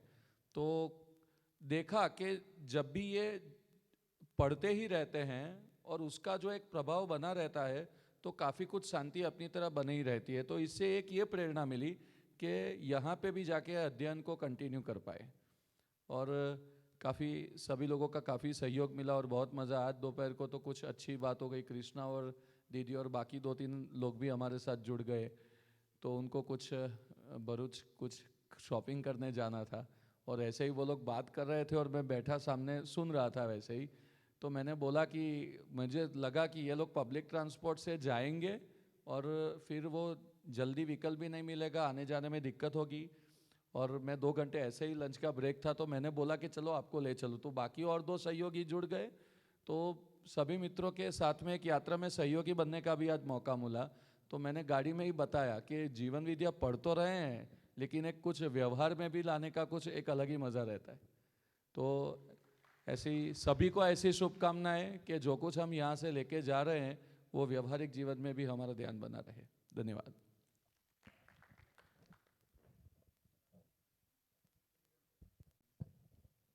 सभी को मेरा नमस्कार और वंदन भैया को बहुत बहुत धन्यवाद। हम लोग सुबह में उन्हीं के साथ जा रहे हैं, वंदन भैया के साथ। और बाकी अपनी कार्यक्रम तो सब मैं बता ही चुका हूँ। बस थोड़ा सा ये कहना है कि अभी अध्ययन में गति बहुत बढ़िया बनी है। मैंने मानव व्यवहार दर्शन पहले नहीं पढ़ा था कभी। बाकी 3 दर्शन हुआ था, मानव व्यवहार दर्शन छूटा हुआ था, तो पहली बार ही इसका अध्ययन कर रहा हूँ। लेकिन मैं अपना ऐसा देख पाता हूँ कि शुरू में जब मैं पढ़ता था जो भी, तो उसका अर्थ समझ में आता था, तर्क भी समझ में आता था। लेकिन अभी पढ़ने पे कभी कभी बहुत एक सूत्र पढ़ता हूँ, इतना मज़ा आ जाता है कि खूब सुबह सुबह में तो कभी उठ के ऐसे चिल्लाता हूँ, मतलब ये सोती हैं और कुछ मैं बड़बड़ाता रहता हूँ कि वाह क्या मज़ा आ गया, बाबा जी ने क्या लिखा है वो जी। क्योंकि अभी जब पढ़ता हूँ ना, तो पिछले 2-2.5 साल में मैंने जो जिया है जिस चीज़ को, पहले जब शुरू में पढ़ा था तो बस उसका अर्थ समझ में आता था कि क्या है, कुछ जीने से बहुत जुड़ता नहीं था। 2.5 साल में मैंने इसको बहुत जीने का प्रयास किया है, खुद के साथ भी, परिवार के साथ भी और समाज के साथ भी। तो जब वो उससे जुड़ के दिखता है तो इतना एकदम आह्लाद आ जाता है, जैसे मैं शब्दों में भी नहीं कह सकता उसको। तो अभी गति बहुत ही बढ़िया बनी है और इस में तो बहुत कुछ समझ में आया, बहुत सारे ऐसे ताले खुले जो पहले मुझे कुछ कॉन्सेप्ट में भी क्लियर नहीं था, तो वो सारा भी हुआ। और ये ग्रुप बहुत ही बढ़िया है, बहुत सबका सहयोग मिला। और इस बार मेरा थोड़ा सा एक संकल्प ये है कि जो भी आगे के कुछ चैप्टर्स बचे हुए हैं, तो मैं उसको पहले से ही पूरा खुद से करके आऊँगा और हर चैप्टर का एक लिंक बना के कुछ प्रेजेंटेशन के फॉर्म में उसको, क्योंकि मैंने ऐसा देखा है कि अगर पैराग्राफ को एक पैराग्राफ के रूप में पढ़ते हैं तो नहीं समझ में आता। पूरे चैप्टर में वो क्या कहना चाहते हैं उसको समरी के रूप में बना के लिंक करके पूरे चैप्टर को एक साथ जब देखते हैं तो बढ़िया पकड़ में आता है। तो इस बार ऐसा प्रयास है कि सभी चैप्टर्स का मैं ऐसे खुद के लिए ही करके आऊँगा और अगले में मैं भाग लूँगा। धन्यवाद। नमस्ते सभी को। सोम भैया और अजय भैया को बेसिकली बहुत बहुत कृतज्ञता। बहुत सारे ताले खोल लिए भैया आपने। अचानक से वो अभी 2 दिन पहले ही पता चला कि मैं बीए कर रही हूँ योग से। तो हरिद्वार में 10 दिन का वर्कशॉप है और फिर लास्ट में 1 दिन का प्रैक्टिकल, तो उसके लिए मुझे जल्दी जाना पड़ रहा है। तो कल सुबह हम लोग निकल जाएंगे। और बाकी इन्होंने तो बहुत कुछ शेयर कर ही दिया है, बट सच में इस अध्ययन में बहुत गति बनी है, बहुत अच्छा लगा फिर से अध्ययन में शुरू करके। एक बार हापुड़ में हम अध्ययन तो किए, लेकिन बीच में वो अधूरा रह गया, 1 ही साल का केवल दर्शन पूरे हुए, बाकी फिर दूसरा अध्ययन शुरू हो गया। तो फिर से दर्शन से ही शुरू हुआ था, तो मैं उधर नहीं जा पाई। इस अध्ययन ग्रुप से जुड़ के मुझे बहुत अच्छा लगा। और मैं तो चूँकि मैं साइंस की स्टूडेंट नहीं हूँ, तो मैं बहुत डीप में न तो जा पाती हूँ और ना ही समझ में आता है। तो मेरा जो समझने का ढंग है, जो तरीका है, तो मैं जब भी बुक को पढ़ती हूँ, एक भी लाइन को तो मैं अपनी ज़िंदगी से जोड़ती हूँ कि ये मेरी ज़िंदगी में कहाँ पे है और मैं कहाँ पे खड़ी हूँ। तो मेरे पढ़ने का जो स्टाइल है, मतलब तरीका है, तो वो व्यवहार पक्ष से गुजरता हुआ निकलता है। तो मैं पूरी बुक को बुक के अनुसार नहीं पढ़ती हूँ कि ये केवल बुक है और इससे मुझे कुछ समझना है। मैं उस बुक को अपनी ज़िंदगी मान के पढ़ती हूँ कि ये मेरी ज़िंदगी है और ज़िंदगी की मैं जर्नी कर रही हूँ। मैं इस ज़िंदगी से ऐसे क्रम बाई क्रम निकल रही हूँ। और फिर जैसे ही कोई सूत्र पकड़ में आता है तो लगता है कि अरे बाप रे, हम क्या सोच रहे थे और अभी कहाँ पे खड़े हैं। जैसे कि अजय भैया ने बात की कि अभी क्या है कि हम अपने पर्स को देना प्रॉब्लम समझते हैं कि कोई पर्स ले जाता है तो बहुत ज़्यादा प्रॉब्लम होती है कि अरे बाप रे मेरा पर्स चला गया, उसमें ये था, उसमें वो था, उसमें वो था, पूरा परेशान हो जाते हैं। मेरे साथ भी बहुत बार घटना हुई, तो ऐसा नहीं कि मैं परेशान नहीं हुई हूँ। एक बार मेरा भी पर्स कहीं खो गया था, तो मैं भी बहुत परेशान हुई कि बाप रे उसमें मेरी सारी आईडी है, ये वो बहुत सारा। लेकिन हम बार बार अपने ही सुख को, अपने ही भाव को छोड़ के जीते हैं, उस पे हमारा ध्यान नहीं जाता। तो ये बात यहाँ बहुत बढ़िया से क्लिक हुई और बहुत मज़ा आया। और दूसरी कल रात में और आज सुबह में भी जीवन क्रिया की जो बात हो रही थी संभावना, सहमति और स्वीकृति की जो बात हो रही थी। तो कई बार ऐसा होता है कि जब हम एक क्रम से बहुत कुछ दिन तक उससे जुड़े रहते हैं, तो ऐसा लगता है कि नहीं नहीं अब तो हम ठीक ठाक हो गए हैं यार, सब कुछ तो बढ़िया हो गया है। लेकिन कल यहाँ पे देखने में आया कि अभी हम जो जी रहे हैं तो सहमति और संभावना के आधार पर ही अभी तक हमारी ऐसी जर्नी है। अभी स्वीकृतियाँ नहीं बनी, क्योंकि जो स्वीकृति है वो एक बार बन गई तो कभी वो मिटती नहीं, बिगड़ती नहीं। यानी स्वीकृति हो गई तो हो गई, फिर वो नहीं जाएगी। तो अभी हमारी जो जर्नी, जहाँ भी हम व्यवहार कर रहे हैं, वो सहमति असहमति संभावनाओं के आधार पर ही कर रहे हैं। तो ये भी अपनी जगह, मतलब मैं तो अपनी ज़िंदगी में यही देखी कि मैं कहाँ पे खड़ी हूँ। तो बहुत सारी क्लिक हुए, बहुत सारे ताले खुले। वैसे तो मैं 2009 में अपना घर छोड़ के जब मैं गुरुजी के पास आई थी, तो गुरुजी चूँकि 2008 में ही जीवन विद्या कर चुके थे, तो विद्या का कंटेंट तो सोम भैया को टीवी पे देखते थे, तो मैं पूछती थी ये अस्तित्व, सह अस्तित्व, मध्यस्थ दर्शन क्या है ये, तो कुछ समझ में नहीं आता था। फिर 2010 से ही हमारे आश्रम में बहुत सारे शिविर हुए, लेकिन मैं किसी भी शिविर में भागीदार नहीं हुई। क्यों? क्योंकि सारे आश्रम की मेरे कंधे पे जिम्मेदारी थी, कौन आ रहा है, कहाँ रहेगा, कितना, सब खाना बनाना से लेकर खिलाना रखना, सब सारी मेरी जिम्मेदारी थी। तो 6 शिविर हमारे आश्रम में हुए, लेकिन मैं एक भी शिविर को अटेंड नहीं कर पाई। तो मैंने कोई शिविर बैठ के नहीं किया। और बेसिकली मेरी सचमुच अगर कोई पूछे तो मेरी जर्नी शिविर की शुरुआत हुई है 2016 से, वो भी हापुड़ से। तो वैसे मैं रायपुर में शिविर की थी सोम भैया का, लेकिन वो भी गुरुजी के साथ ही गई थे, तो ज़्यादातर गुरुजी की सेवा और ये सब करने में ही टाइम चला जाता था, तो वो भी बहुत बढ़िया से नहीं सुन पाई थी। और अजय दाई माँ का भी इंदौर में किया था, तो वहाँ भी क्या है कि मैं थोड़ी व्यवहारिक ज़्यादा लड़की हूँ, तो जहाँ भी जाती हूँ किचन में ही घुस जाती हूँ। तो इंदौर में भी किचन का ही पूरा संभालती थी, तो वहाँ भी ठीक से नहीं कर पाई थी। तो 2016 से ही शुरुआत है, लेकिन काफ़ी यहाँ मुझे आके बहुत अच्छा लगा और बहुत अच्छी गति बनी है। और इस बार तो हम लोग संकल्प लेके जा रहे कि जैसे आशीष भैया ने बोला था कि अगर अध्ययन नहीं हो तो खाना नहीं होगा तो खाना भी नहीं होगा।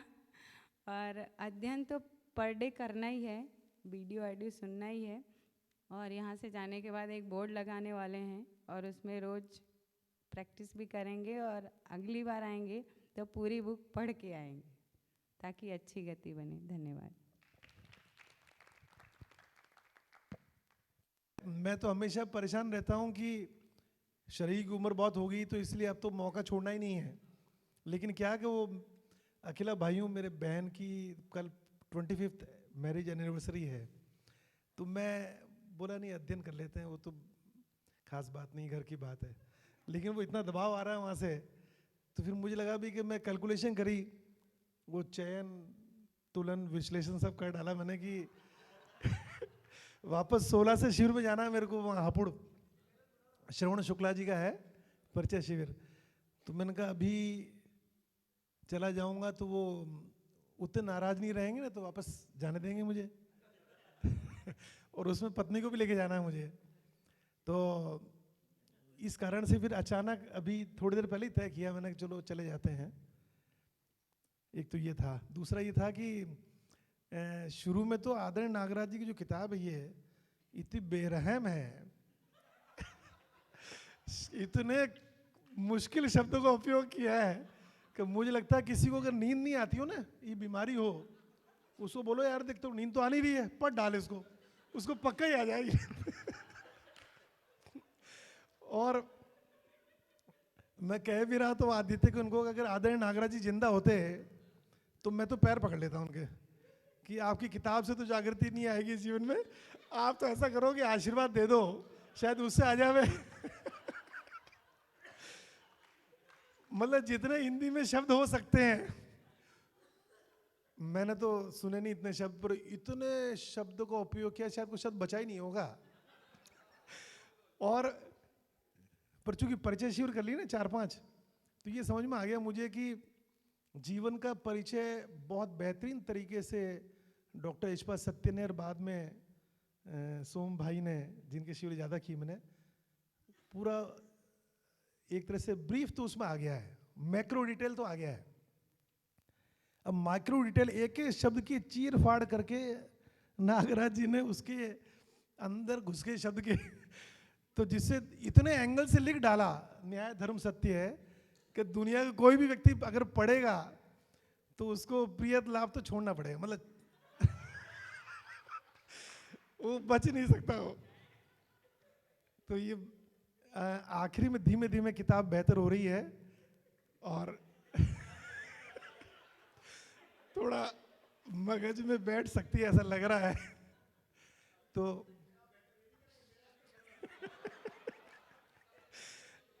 नहीं, शुरू में तो किताब अमानवी है देखो,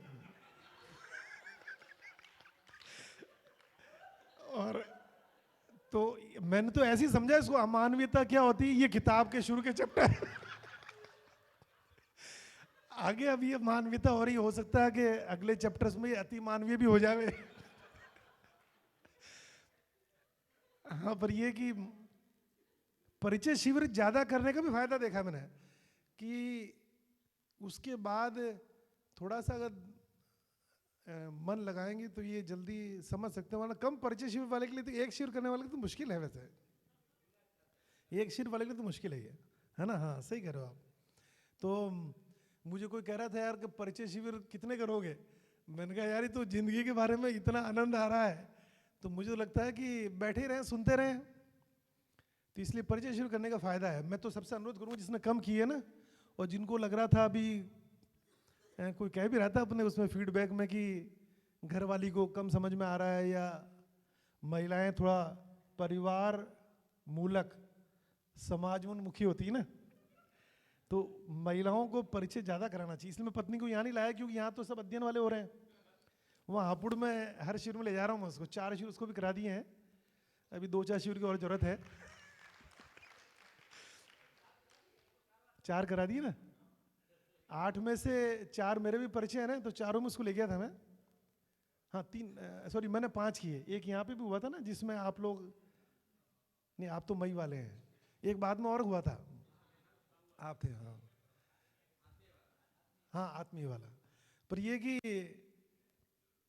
परिचय में मोटा मोटा सारा आ जाता है, अब उसको जब अंदर उतारने की बात है ना आचरण में, तो उसके लिए ये किताब, वैसे ही जैसे स्कूल कॉलेज में पढ़ते समय रिवीजन करते थे ना, तो ये रिवीजन हो रहा है उसका परिचय शिविर का, उसमें गहराई में जा जाके, तो ठीक है, फर्स्ट क्लास करेंगे इसको। बस अभी इतना ही कहना है, बाकी मैं तो मानता हूँ परिचय शिविर जिसने कम किया उसके लिए मुश्किल आ सकती है, इसलिए ज़्यादा कर लें परिचय शिविर, उसमें क्या है, घर की बात है। यहाँ नहीं आ सकते तो वीडियो से कर लें घर में सुन सुन के, और अब मैं भी समय बढ़ाऊंगा, करेंगे इसको। धन्यवाद।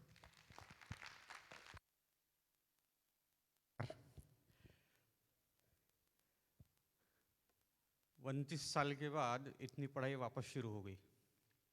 29 साल पहले सीए की जब प्रैक्टिस चालू की, उसके 3 साल पहले बहुत पढ़ाई करनी पड़ी, और मैं समझता था कि सिर्फ उसी कोर्स में बहुत ज़्यादा पढ़ाई है, और उसी में हम 17-17, 18-18 घंटे बैठ के पढ़े भी थे और पढ़ भी रहे थे।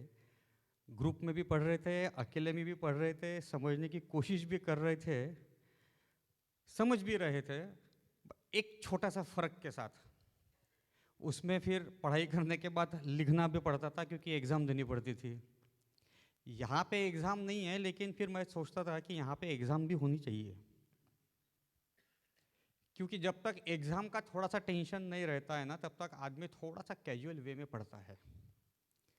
सीरियसनेस बाद में आता है, सीरियसनेस अगर पहले से ही आना चाहता है तो सुनील भाई ने सही कहा कि वो जो किताब है उसमें जो शब्द है बड़े कठिन है। मैंने कभी सोचा भी नहीं था कि मैं हमारे नागपुर को कॉस्मोपॉलिटन बोलते हैं, और पहले वो मध्य प्रदेश में था, बाद में महाराष्ट्र में आ गया, फिर उसका विदर्भ बन गया। तो मध्य प्रदेश की भाषा हिंदी है, महाराष्ट्र की मराठी है, और हम नागपुर में बीच में हैं, जो पहले मध्य प्रदेश में था अभी महाराष्ट्र में है, तो हमारी भाषा दोनों भी है। तो मैं ये समझता था कि हिंदी हमारी बहुत अच्छी है और हिंदी पढ़ के तो मैं आराम से कर पाऊँगा, उसमें कुछ बहुत बड़ी बात नहीं है। और जबकि पहले परिचय शिविर में मैंने यहाँ पे डिक्लेयर भी करा था कि इसको तो 2 महीने में पूरे पढ़ के ख़त्म कर दूँगा। अभी 4 महीने हो गए पढ़ा जरूर है, क्योंकि बोला भी गया था कि 10-11 बार पढ़ डालो, नहीं समझा तो भी पढ़ डालो। तो 2-2.5 बार 3 बार तो घर में हुआ था, नहीं ऐसा नहीं, लेकिन कितना समझ पाया, वो समझ पाया इस बार ज़्यादा। और इस बार जो अप्रोच चेंज हो गया ना, कि पढ़ो, समझाओ, समझो, और बाद में क्लैरिफिकेशन यहाँ पे, बराबर है। और फिर इंडिविजुअल भी इस बार सोम भैया ने भी ज़्यादा समय दिया, अजय भाई ने तो बहुत ज़्यादा दे दिया। इंडिविजुअल भी पूछ लो कुछ भी और कभी भी कैसा भी, कौन से भी वक्त, क्योंकि वक्त की तो कुछ उसमें ये नहीं थी, बाहर नहीं था, तो उसमें काफ़ी कुछ मज़ा आ गया और अभी इंटरेस्ट बढ़ गया। लगता है कि वापस अभी जब घर जाएंगे तो 1-2 दिन तो खैर ब्रेक देना ही पड़ता है हर चीज़ को, तो उसको भी ब्रेक देंगे, नहीं ऐसा नहीं है, लेकिन 1-2 दिन ब्रेक देने के बाद उसको वापस वही फिर रूटीन बनाना पड़ेगा। जैसा हम आम प्रोफेशन में समय दे के पढ़ाई करके कुछ करना और करना चाहते हैं, वैसा वो दूसरे के लिए था या फिर प्रियहित लाभ के लिए चलता था। वो अभी क्या है, न्याय धर्म सत्य के लिए करना है, तो फिर मेरे लिए कुछ करना ही पड़ेगा। और फिर ये तो बात पक्की होगी कि ये बात क्लियर भी होगी कि दूसरे को छोड़ो यार, उसको भी कुछ करना नहीं है, पहले यहीं अगर डेवलपमेंट नहीं होती है तो फिर बात कुछ बनेंगी नहीं और ख़त्म हो जाएंगी।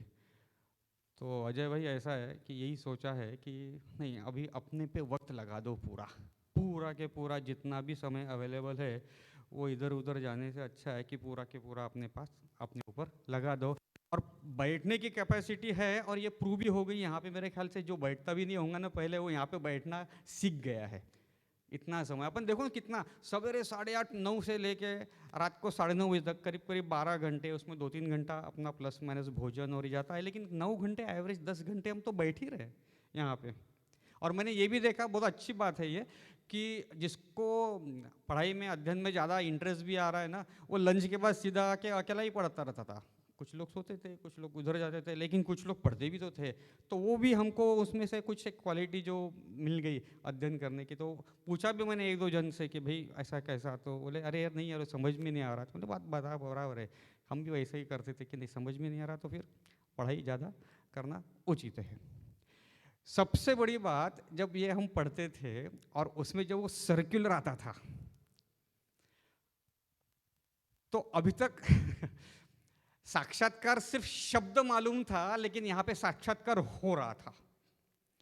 क्योंकि आओ अरे यार ये तो ये ऐसी बात हो गई, मतलब ये जो लगने वाली बात थी ना, वो इसमें ज़्यादा हुई इस अध्ययन में। ओहो अरे यार ये कहना चाहते हैं, कितना पागल हूँ मैं, ये तो मैं समझ मालूम होते हुए भी समझ नहीं पाया था। इसका एहसास जो हो गया वो इस अध्ययन में थोड़ा सा ज़्यादा हो रहा है, और मेरे हिसाब से ये होगा भी अभी और तेज़ी से होगा।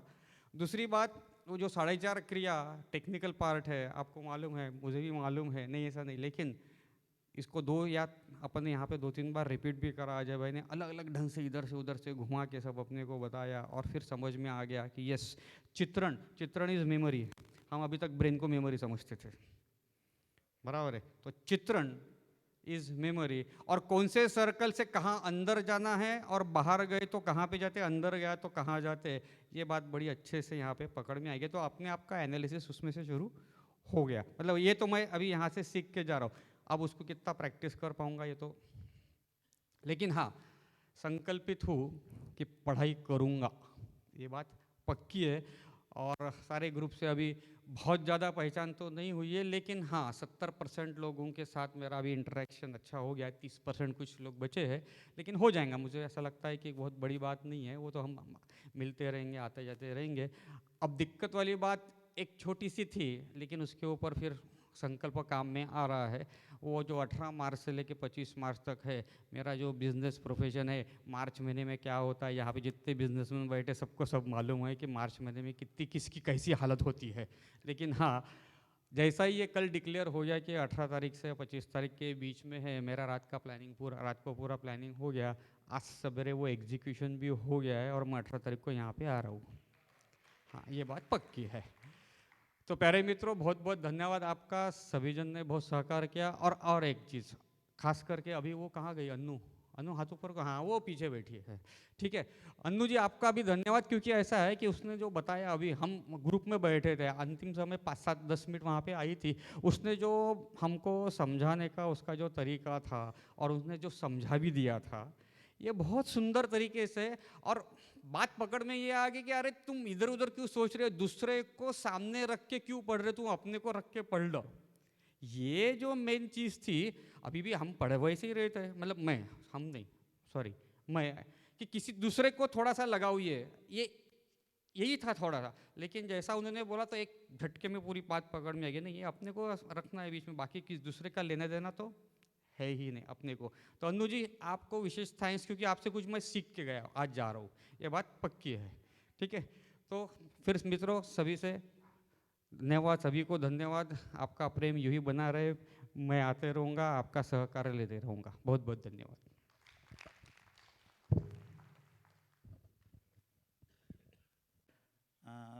मेरा तो मैंने पहले भी 1-2 बार अध्ययन में गया था, रायपुर गया था और इंदौर भी, लेकिन ये पिछले शिविर में भी मुझे बुक भी नहीं पढ़ा था और मैंने ध्यान भी नहीं दिया था। तो अपनी ये ग्रुप में अभी पहली बार अध्ययन कर रहा हूँ ये शिविर से, तो मुझे बहुत अच्छा लगा और समझ भी आई। आप लोगों से आई इतनी तो नहीं आई, लेकिन आई ज़रूर। और एक मेरा अपने ग्रुप से सजेशन है, मैं पहले भी बोला था और आज भी, कि अगर अपने कोई आजू बाजू वाले मतलब जो जिसने 2 शिविर किया है और छूट ना जाए, तो अपना ग्रुप थोड़ा बड़ा होगा, इतना परिवार है तो इतनी मज़ा आ रहा है, तो और भी 15-20 लोग जुड़ जाए तो 100 परिवार हो जाए, 100 अध्ययनार्थी हो जाए तो और भी मज़ा आएगा। तो आप खुद देख लीजिए जिसके साथ आए हैं और वो ये शिविर में नहीं आ सके, इतना रिक्वेस्ट है सबको। नमस्कार। नमस्ते। मैं यहीं पे परिचय शिविर में आया था बच्चों को छोड़ने के लिए, तब 2 कलाक इधर बैठना ऐसा सोचा था घर पे से। मेरी पत्नी को बोला था चलो साथ में, बाद में रिटर्न में आएंगे तो बात करते करते चले आएंगे। बाद में 2 कलाक बाद में बोला कि जाने का है कि बैठने का है, तो उसने बोला कि मज़ा आता है बैठेंगे, कोई बात नहीं। बाद में शाम को 6 बजे निकले तो वो विनू भाई का ओम बोलने आया गाड़ी पे कि मेरे पापा बोला रहे आपको जाने का नहीं है। तो मैंने बोला मैं सुबह में आऊँगा। तो विनू भाई ने फ़ोन किया कि तुम सुबह में नहीं आने वाले हो तो अभी बैठ जाओ। बाद में हम दोनों गए घर पे और इधर से चले गए, इधर से जाते थे तब कुछ नहीं बोले, घर पे गए तब तक कुछ दोनों नहीं बोले, कुछ शब्द है। बाद में मैंने सोचा कि जाने का है तो कि जाइए। तो बाद में सुबह में 6 बजे निकले और इधर आकर बैठ गई है। बाद में 4 शिविर की है, अभी आगे जाने की इच्छा है, जो 2 साल कुछ मेहनत करेंगे, जो आगे क्या होगा देखे जाएंगे। है ना तो एग्जाम तो इसका वैसे घर में रोज ही है ना, मेन एग्जाम तो वही है, उससे तो अपन निकल नहीं सकते। दूसरा लेकिन जो फॉर्मल अगले सत्र में ये रखेंगे कि अभी जितने भी अपन ने 13 चैप्टर कर लिए हैं तो सभी को करना है, पर्ची निकाली जाएगी। सोम भाई कह रहे ऐसा नहीं करो कि एक चैप्टर दो, नहीं तो वो एक चैप्टर पढ़ेंगे, है ना। तो सब लोग अपना नोट्स बना के रखें, है ना, क्या स्पष्ट हुआ है। और अगले में क्योंकि 5 ही चैप्टर बचे हैं 13 से 18, और जिस तरह से अब स्पीड आ गई है तो मुझे लगता है वो 5 दिन में हो जाना चाहिए, 5 या 6 दिन में, है ना। 140 पेज बचे हैं, तो उसमें फिर अपन प्रेजेंटेशंस रखेंगे कि भाई क्या, एक तो या तो ओवरऑल क्या समझ में आया, पूरी पिक्चर क्या बन रही है, या चैप्टर वाइज। तो क्या होगा कि उसको रखते समय हमें बहुत सारी स्पष्टता बढ़ेगी अपनी ही, हम कहीं पे अटक जाएंगे। मुझे याद है चित्रकूट में, है ना, जो यूनिवर्सिटी शुरू हुई जिसमें नानाजी देशमुख, है ना, उसके चांसलर थे तब, तो वहाँ पर मैं कुछ, बाबा जी भी बैठे हुए थे, तो किसी चीज़ पे मैं बोल रहा था ऐसे ही बोर्ड पर समझा रहा था ऐसी को, तो बीच में अटक गया। तो बाबा तो अटकने पर अपन रुक जाते हैं, तो बाबा पीछे से बोलते हैं, उसी को बोलते रहो, जहाँ अटक गया उसी को बोलते रहो, अगला अपने आप आ जाएगा, नेक्स्ट स्टेप, है ना। तो ऐसा है, अपन अटकें तो वो आएगा ही। तो दूसरी बात जो सुनील भाई कह रहे थे पैर दबाने का, है ना, पैर पकड़ने का, तो ऐसा बात के टाइम ना अधिकतर लोग सेवा ही करते रहते थे। बाबा भी बहुत कम बोलते थे, मतलब पूरे दिन में को आधा एक घंटे ही बोले मैक्सिमम, तो सब लोग पैर दबाते थे। लेकिन जब जब वो बोलते थे, बोलते देखो पैर दबाने से ज्ञान नहीं होगा। पैर दबाने वालों को बोलते रहते थे, है ना, करना तो अध्ययन ही पड़ेगा, है ना। तो भले ही वो पैर दबा, उसको हम सब अधिकतर लोगों को ही लगता था पैर दबाने से कुछ हो जाएगा, आशीर्वाद। तो बोलते देखो पैर दबाने से ज्ञान नहीं होगा, है ना, ज्ञान तो अध्ययन करने से ही होगा। तो मिल भी जाते तो करना तो यही था अपने को। है ना, बहुत बढ़िया। तो क्या ब्रेक कर दें, है ना, खाने के लिए? तो बहुत ही गजब का ग्रुप है। लेकिन अगली बार से ये जो, इसको भी अपन लिखेंगे, मतलब बता भी देंगे, भैया पूरा करके जाएं। पूरा करने का एक अपना एक अलग मजा है ना, और पूरा होना चाहिए। क्योंकि हमें ऐसा लगता है जैसे जो लोग कल निकल गए या सुबह निकल गए, बहुत सारी चीज़ें होती हैं जो मिस हो जाती हैं, है ना, फिर वो रिपीट नहीं होती हैं। तो मुझे लगता है कि खैर इसकी रिकॉर्डिंग तो मिल जाएगी भाई सबको, है ना, ग्रुप पे। तो एक बार फिर भी जिनका जो मिस हो जाएगा तो वो देख लेंगे, बट फिर भी कोशिश ये करें कि एंड टू एंड बना के रखें, है ना, समय से पहुँचें और एंड तक चलें। फिर सबकी, इसमें तो दबाव प्रभाव वाला मामला नहीं है, तो मौज का मामला है ना। बढ़िया, तो ब्रेक करते हैं, बहुत ही बढ़िया। तो अभी आप अभी निकल जाओगे कि सूत्र जो बहुत बढ़िया मुझे अच्छा लगता है उसमें, है ना,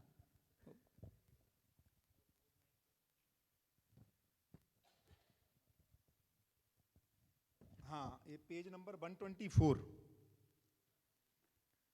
सामान्य आकांक्षा की अपूर्ति से असंतोष, पेज नंबर 124, फर्स्ट बुलेट, पुरानी किताब में खुल मिल गया। हाँ, उसमें क्या है, नए में कितना, 84 की फर्स्ट बुलेट नई किताब में, पुरानी में 124 की फर्स्ट बुलेट, सामान्य आकांक्षा की अपूर्ति से असंतोष, पूर्ति से सशंकता तथा अधिकता से संतुष्टि होती है। और उसी के नीचे जब देखेंगे तो महत्वाकांक्षा की अपूर्ति से कौतूहल, असंतोष नहीं है, क्या है वहाँ, कौतूहल। और पूर्ति से सशंकता नहीं है बल्कि तृप्ति, और अधिकता से संतुष्टि नहीं है बल्कि असंतोष। अब इसको कौन एक्सप्लेन करेगा? हाँ, कौन कर रहे हैं? हाँ, उधर उधर माइक ये ले जाओ, मैं ये वाला चालू कर लेता हूँ। है माइक?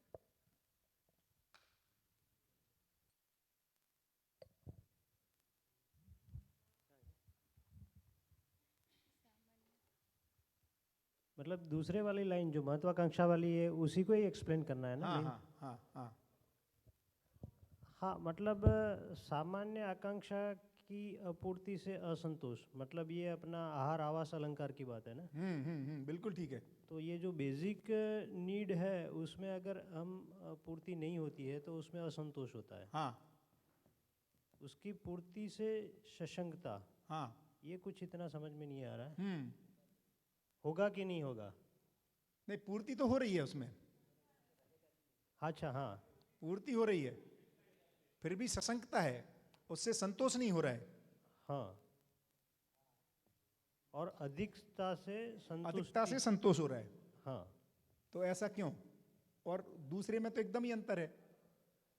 क्योंकि वो महत्वाकांक्षा है। हाँ, तो उसकी अपूर्ति से कौतूहल, जब तक गाड़ी नहीं आई होती है हाँ, तो कौतूहल बना रहता है। बढ़िया।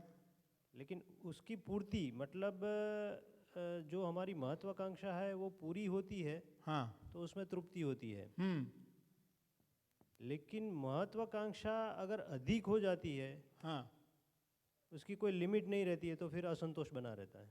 और उदाहरण दे के बताओ इसमें भी असंतोष कैसे हो गया महत्वाकांक्षा अधिकता से। अब महत्वाकांक्षा की कोई लिमिट नहीं होती है ना उस। हाँ, कार का उदाहरण में क्या है कि एक है, दो आ गई तो फिर पास में 4 वाला है। और आपके पास ही यदि सबके पास अभी इस ग्रुप में कितने लोग 2 मोबाइल हैं जिनके पास ग्रुप में? एक। यदि 3-3 4-4 मोबाइल रखने पड़े तो क्या होगा? तो परेशानी हो जाएगी कि तो इसलिए अधिकता से असंतुष्टि है ना। जैसे आप बोले घर में 3 गाड़ियां हैं यदि, तो उनको मैनेज करने की एक कहानी है। वही हमने जयललिता की बात की थी, वो मरी थी, 1500 सैंडल थे शायद, कब आए होंगे बाग में पहनने के लिए। तो वो असंतोष अब 15। हाँ बिल्कुल। जबकि जो आप उदाहरण दे रहे हैं अभी वो इस क्षेत्र का दे रहे हैं। सैंडल तो इस क्षेत्र में है। अच्छा, सैंडल तो उस क्षेत्र में है, तो उसके पास गाड़ियां भी होगी, हमको मालूम। 15 गाड़ियां होती तो क्या होता? वही तो असंतोष बताता है, 15 है वही ना। एक तो वो असंतोष बताता भी है, वो असंतुष्टि भी है उसमें, असंतुष्टि है ना। इसको अपन देखेंगे जब जैसे ही हमारे पास उसकी अधिकता होती है, उसको मैनेज करना अपने आप में एक कहानी शुरू हो जाती है ना। तो यहां पर पूर्ति से ससंगता क्यों है और यहां संतुष्टि क्यों है?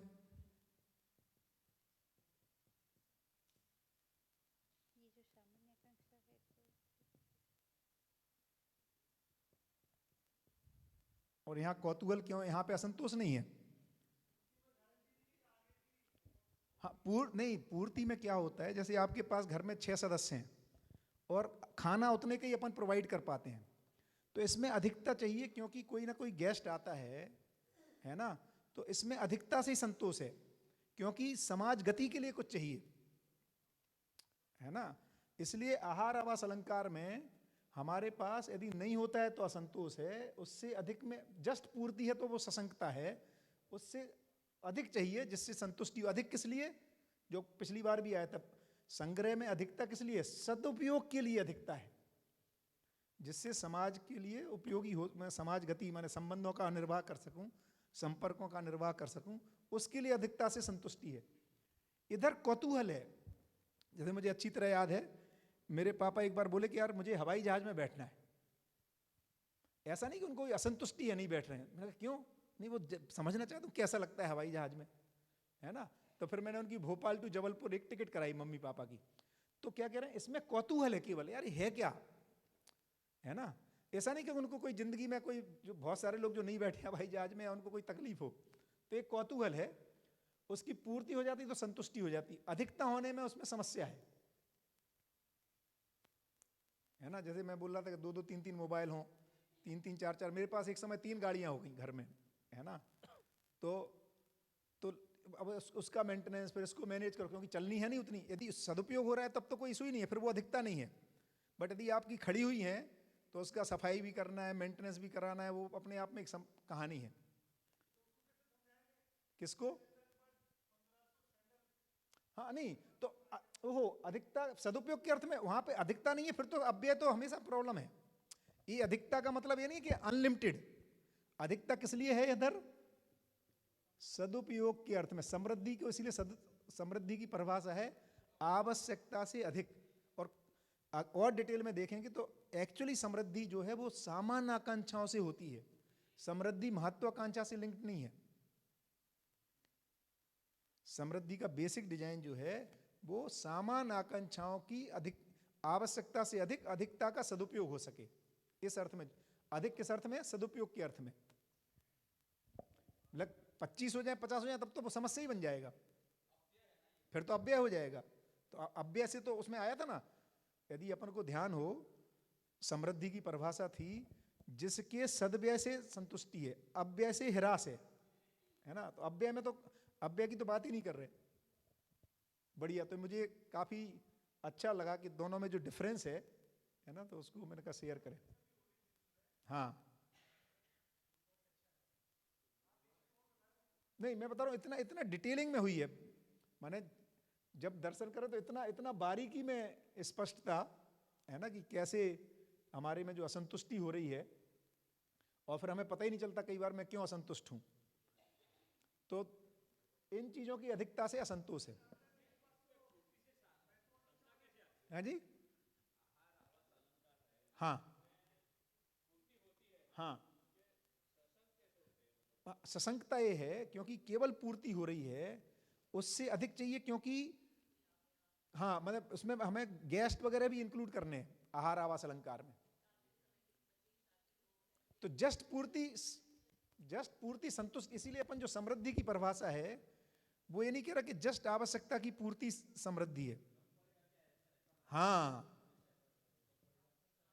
आवश्यकता की पूर्ति, सामान्य आवश्यकता की पूर्ति समृद्धि नहीं है, बट क्या डेफिनेशन है? आवश्यकता से अधिक। हाँ, ये समृद्धि के पहले की स्टेज है। तो समृद्धि सही अर्थों में संतुष्टि कब है? संतोष कब होता है कि यार जितना चाहिए उससे कुछ अधिक है, जिसको मैं समाज गति के लिए लगा सकता हूं, जिसको सदुपयोग में उपयोग कर सकता हूं, सदुपयोग में नियोजन कर सकता हूं। जैसे घर में भी अपन जब 2 रोटी बच जाए, जैसे आप मान लो पार्टी दे रहे, खाना बच जाए, कम पड़ जाए, ये समस्या है, कट टू कट होता नहीं है। तो भैया 2 रोटी बच जाए, उसको हम फिर गाय के लिए रख सकते हैं। तो इसमें हमेशा आवश्यकता से अधिकता सदुपयोग के अर्थ में, उससे संतुष्टि रहती है। ये है ना सामान आकांक्षा, ये आहार आवास अलंकार की क्यों, अच्छा अंतर क्या है? बहुत बढ़िया। तो सामान आकांक्षाएं शरीर पोषण के लिए है, और ये शरीर के मूवमेंट के लिए है, महत्वाकांक्षाएं गति देने के लिए। तो गति आवश्यकता अनुसार होती है, और इसको तो इसको करना तो हमारी माने बाध्यता ही है ना। इसलिए इसमें आवश्यकता से अधिक होना हमारी बाध्यता है, उससे कम में संतुष्टि नहीं है। ये आवश्यकता अनुसार है, समाज गति के लिए है ये वाला मूवमेंट। तो शरीर पोषण और सुरक्षा सामान्य आकांक्षा है, शरीर की समाज गति के लिए महत्वाकांक्षा है।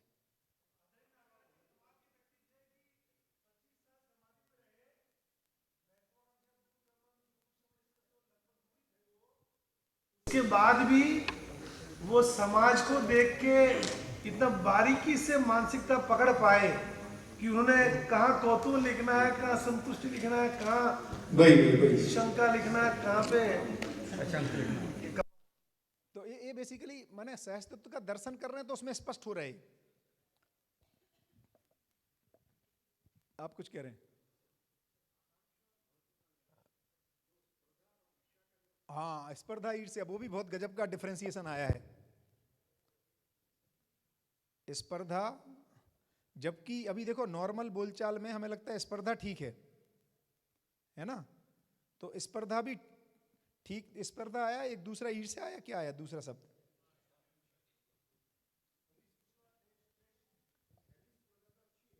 नहीं अच्छी, यही कह रहे हैं। देखो बहुत बढ़िया, स्पर्धा अच्छी नहीं है, जिसको हम हेल्दी मानते हैं। स्पर्धा में क्या हो रहा है? दूसरे से आगे निकल जाना है। तो वही तो जब वैशाली पूछी थी तब बताए थे ना, देखो दूसरे से आगे निकलना हमेशा समस्या है। 100 में 100 नंबर आना में समस्या नहीं है, दूसरे से आगे निकलना समस्या ही है। और ईर्ष्या में आगे निकलने का मुद्दा नहीं है, ईर्ष्या में दूसरा पीछे ना निकल, मतलब आगे ना निकल जाए, उसकी टांग खींच रहे हैं। क्या लिखा? हाँ, यदि उन्नति के अर्थ में कर दिया फिर तो ठीक हो गया, बट हाँ अच्छा, तो फिर वो ठीक है, वो तो भाषा बदल दी होगी, बट उसका जो भाव है कि यदि भाव ये है कि दूसरे से आगे निकलना है तो गड़बड़ है ना, और भाव ये है कि दूसरे को आगे लाना है तो बढ़िया है। तो शब्दों को चयन तो मानव का है। देखो ये भी बहुत इंपॉर्टेंट है कि सारा अध्ययन शब्द से अर्थ और अर्थ से वस्तु है। शब्द देना मानव का अपना क्रिएशन है। जैसे आप देखेंगे, मुझे याद है जब मेरा बेटा छोटा है तो वो कह रहा है मम्मी मम्मम डेव डेव चाहिए। अब मम्मम डेव डेव हमें ही समझ में आता था, मम्मम माने पानी, डेव डेव माने चावल। तो अब वो चावल को पहचान रहा है, पानी को, दो अलग चीजों को पहचान रहा है, अलग नाम दे रहा है। तो नाम देना हमारी बात है, बट वो वस्तु समझ में आ जाए कि यदि हम दूसरे से आगे निकलना चाहते हैं तो गड़बड़ है ना, और दूसरे को आगे लाना चाहते हैं तो ठीक है। माने समानता पे लाना चाहते हैं। तो इस अर्थ में, और ईर्ष्या एक तीसरी स्थिति होती है, मैं आगे निकलूं या नहीं निकलूं, लेकिन दूसरे को आगे नहीं बढ़ने देना है ना। तो एक है कि अपनी लाइन बड़ा करना, ये भी गलत है, दूसरे की लाइन छोटा करना वो और गलत है।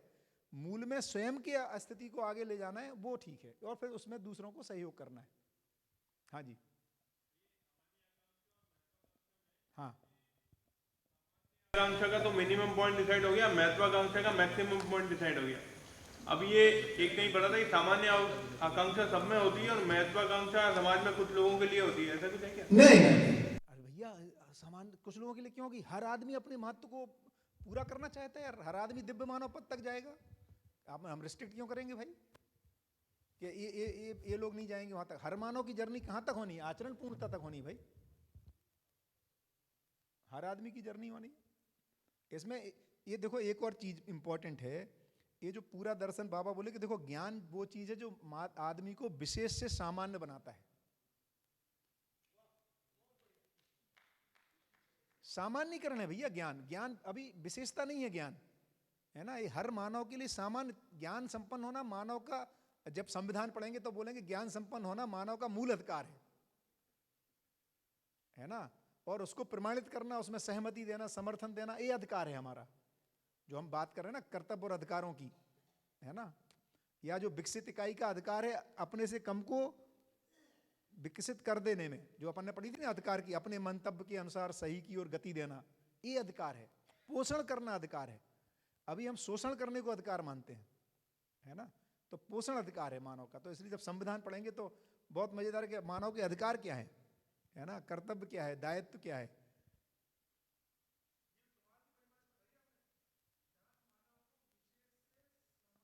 एकदम अभी हम विशेष होके आते हैं, आई एम डिफरेंट, पता लगता है यार हम तो सामान्य आदमी निकले, अब तो जीवन के रूप में सब समान है।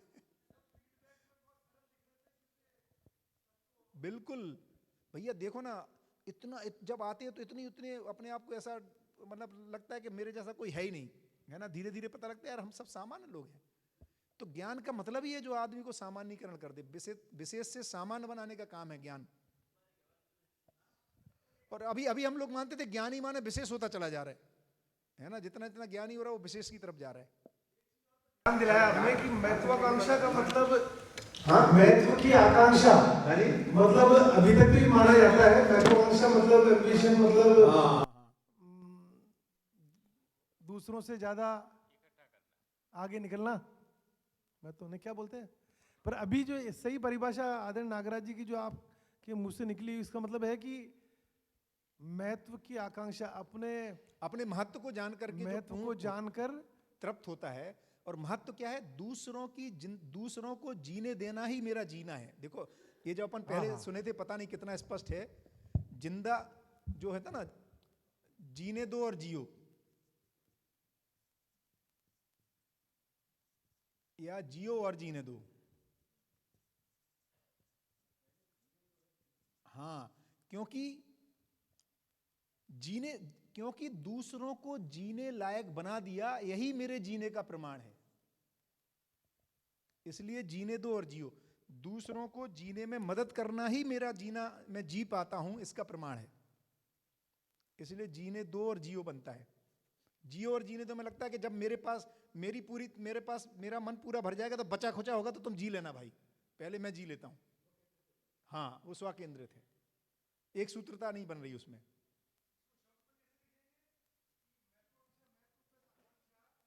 हाँ, दूसरों को जीने में सहयोगी हो जाना ही मेरा महत्व है। यही मेरी आकांक्षा है कि मैं दूसरों को जीने में सहयोगी हो जाऊं। ये मेरी बड़ी आकांक्षा है। सामान्य आकांक्षा है कि मैं ही जी लूं, है ना। तो महत्वाकांक्षा है मैं दूसरों के जीने में सहयोगी हो जाऊं।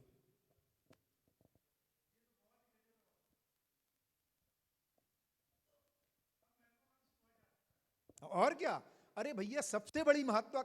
एक और मजेदार बात है, लोगों को लगता था यार करने को काम नहीं है। गांधी के टाइम पैदा होते, आजादी के टाइम तो कुछ मजा आता, क्या मूवमेंट था, है ना।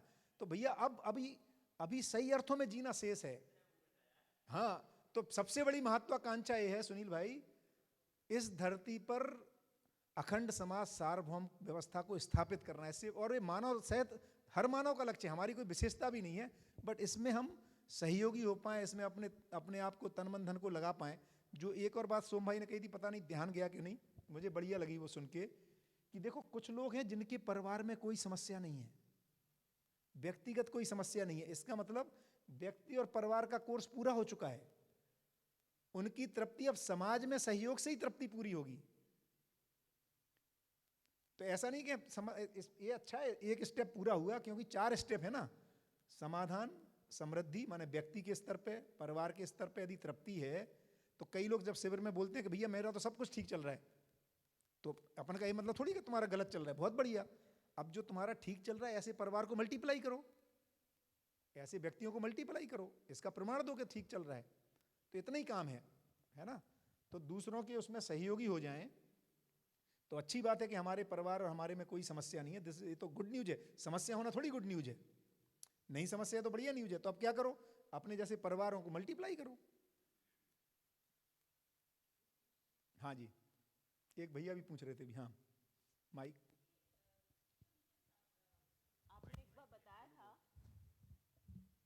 आपने एक बार बताया था कि जब आदरणीय नागराज जी ने संयम पूर्वक जब इस पूरा दर्शन किया उन्होंने, तो उन्होंने जब लिखना भी शुरू किया तो हर इकाई को, हर उसकी क्रिया को उन्होंने जूम करके इस तरह से देखा और फिर लिखा, है ना, उसको लिपिबद्ध। नहीं, इसमें देखो, माने ऐसा नहीं कि पहले जूम करके, पहले 4-5 साल तो संयम ही किया, माने उस समय सारा देखा। ठीक है। देखो एक दूसरी चीज समझ में आना पड़ेगा, समझ एक बार जैसे समझ में आ गया, फिर वो समझ बनी रहती है, तो बार बार याद करके नहीं लिखना पड़ता, वो समझ में रहता ही है। हाँ, यही प्रश्न था मुझे। जब उन्होंने पुस्तक लिखी या जब तो लिपिबद्ध, तो वो जीवन की 10 क्रियाओं में से कौन सी स्थिति, कौन सी क्रिया में अवस्थित थे तब उन्होंने ये लिखा? वो तो देखो एक जागृत अवस्था में। देखो अच्छा, इसको समझो, एक बार अनुभव संपन्न हो गया, क्रिटिकल ट्रांजिशन है ना। एक बार यदि आप, जैसे अभी एक बार आप गठनपूर्ण हो गए, है ना, तो अब क्या कहेंगे, गठनपूर्ण बना रहेगा कि छूट जाएगा? बना ही रहेगा। एक बार अनुभव संपन्न हो गए तो अब क्या होगा, अनुभव संपन्नता बनी रहेगी, छूट ध्यानपूर्वक लाना पड़ेगी वापस। निरंतरता है, मतलब सहजता। हाँ, सहजता हर समय बनी रहती है, तो हर समय उसमें ही रहते हैं, संयम में ही। उसके बाद ऐसा नहीं कि बदलता है। जैसे अभी भी देखो, आपको यदि खाना बनाना आता है, रोटी बनाना, तो ऐसा आपको कोई स्मरण पूर्वक थोड़ी रोटी बनानी पड़ती है बार बार। तो उसको क्या बोलेंगे, स्वयं स्फूर्त बोलेंगे या सहजता बोलेंगे? सहजता, सहजता से उन्होंने ये पूरा का पूरा अपने आप सहजता पूर्वक, ये शब्द भी प्रवाहित धारा प्रवाह जैसे कहते हैं। माने देखो उसमें क्या होता है, शब्दों का चयन करने, जब भी आप लिखोगे तो शरीर से लिखोगे। शरीर के कांटेक्ट में क्या रहता है? जीवन, मन। तो मन में ही चयन करना पड़ेगा शब्दों का। चयन क्रिया तो मन में ही होगी, उनके मन में ही होगी, है ना।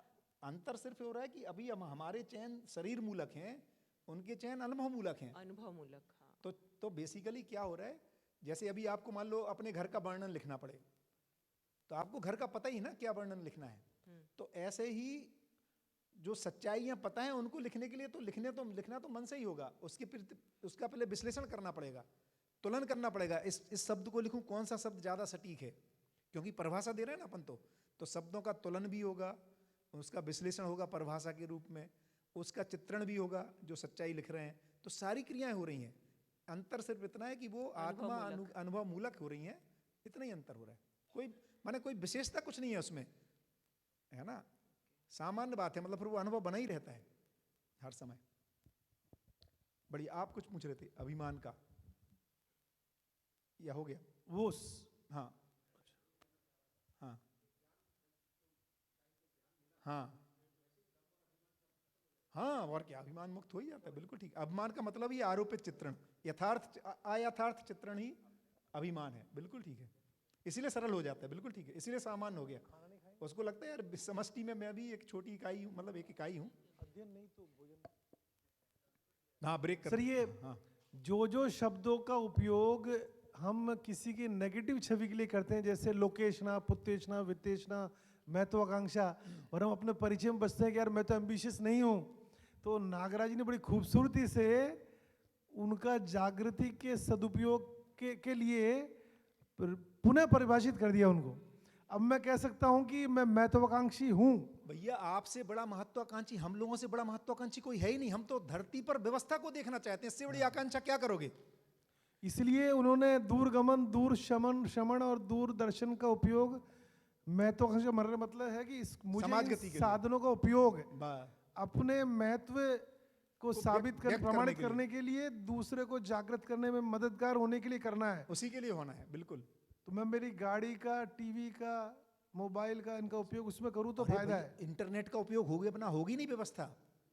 इंटरनेट बहुत उपयोग होने वाला, अपन जब व्यवस्था को देखेंगे सारे साधन उपयोग होने वाले हैं। इंटरनेट भी, हवाई जहाज भी, है ना, सारी चीजें जब उसको अपन देखेंगे तो ये सब आवश्यक है भाई, अनावश्यक नहीं है। ये सदुपयोग होना है, अभी दुरुपयोग हो रहा है, इसलिए गड़बड़ है। सदुपयोग होना है, बहुत बढ़िया। तो मैं जिंदगी में, बची हुई जिंदगी में बोल सकता हूँ कि मैं बहुत एम्बिशियस हूँ। हम अपन कह रहे, देखो अभी अपन कह रहे हैं सबसे बड़ी महत्वाकांक्षा है परिवार में जी लेना, पहली। उसके बाद ऐसे परिवारों का मल्टीप्लाई करना, दूसरी। अखंड समाज के रूप में इसको मानव जाति पहचान ले और सार्वभौम व्यवस्था स्थापित हो जाए, इससे बड़ी आकांक्षा होती नहीं और इससे कम में काम चलेगा नहीं। चलो कमाल है, बढ़िया, थैंक यू। चलो ये तो आज तो यही हो गया सेशन।